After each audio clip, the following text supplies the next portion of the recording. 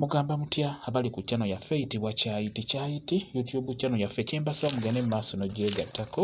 Olunaku olwaleero waliwo wano yansabye ku ddagala waŋŋambye nti ennyingo zikusumbuwa nnyo, tezitera okubeera nga zikuluma ne zisirika weziddamu n'onsaba ku ddagala kiri osobola okubeera ng'okozesa. Okusookera ddala ennyingo ezo bwe ziba zitandise okuluma nga zikulumira ddala ng'owira zikutta ennyingo mu joint nga mukuluma, ekisooka osobola okufuna obusigo bw'amapaapaali. Obusigo bw'amapaapaali obwo obwanikako bulungi ne bukala. Bwe bumala okukala busekulire ddala nno. Bw'omala obusekula fumba amazzi gateeke mu kikopo, yoola ensaano y'obusigo bw'amapaapaali egiiko ng'emu giyiwe mu kikopo ky'amazzi agookye ennyo. Bw'omala okuyiwamu ensaano eyo amazzi gateeka awo gasigalemu kibuguumirize. Bwe gasigalamu ekibuguumirize gasengejje beera ng'onywa amazzi ago g'otaddemu ensaano y'obusigo bw'amapaapaali. Kati nga bw'ogambye nti zitera ekiseera ne zijja olumu ne zisirika, ki ky'olina okukola? Nkusaba onoonye ebisusunku by'amagi. Noonya ebisusunku by'amagi ebyo. Bw'omala obbifuna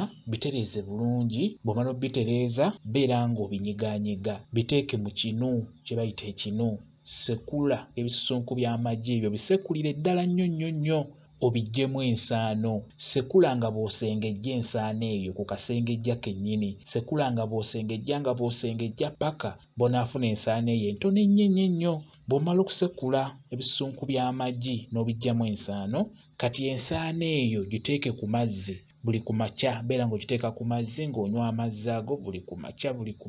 Kigenda kuyamba okubeera ng'ojjanjaba joints ezo okubeera nga tezijja kuddamu kubeera nga zikusumbuwa. Okuggyako n'ekirala kye njagala okubeera nga mbabuulira, obujjanjabi obwo obusookebwako nga waakafuna obulwadde obw'okubeera ng'ennyingo zikuluma, tugeze ng'amaviivi gakuluma nnyo. Osobola okuddira n'ofumba amazzi ne gajja bulungi. Ddira ekiwero oba akatambaala kasuule mu mazzi agookya, kalinde kabe nga tekookya nnyo. Beera ng'onyiga ng'okateeka owali obulumi obwo oba mu maviivi. Teekawo akatawulo ako akookya, kateekewo kabeerewo tokaggyaawo. Bw'olaba nga kagweddemu okwokya kaggyeewo. Funa ate akannyogoga ak'otadde mu mazzi agannyogoga k'obozzaawo amangu ennyo. Nga waakaggyawo kali akabadde kabuguma beera ng'ozzaawo akannyogoga, obulumi bujja kuba bukkakkana bulungi nnyo. Ejijjanjaba eyo nayo ekola bulungi, kwegamba y'enjjanjaba esookebwako nga waakafuna obulumi naddala mu nnyingo. Ate era n'ekirala osobola okuddira entangawuuzi eyo n'ogisekula nnyo n'ogattamu ne galiki naye n'omusekula n'obigatta wamu n'obeera nga n'osiiga ku maviivi ago nga gakuluma, n'osiiga mu joint, n'osiiga mpolampola, n'osiiga n'olwawo ng'osiigawo entangawuuzi ne galiki ebyo by'osekudde. Bw'omala obbisiigawo osobola n'obbisibirawo, era nabyo biyambako kukkakkanya obulumi mu bwangu obw'ekitalo.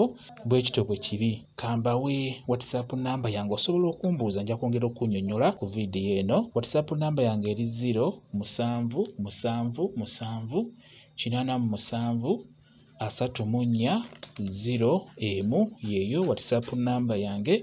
Mwebale kubeera ku channel yaffe eyitibwa Kyayiti YouTube channel yaffe. Kyembasaba mugende mu maaso n'ogyegattako, mubeere bulungi, mweraba.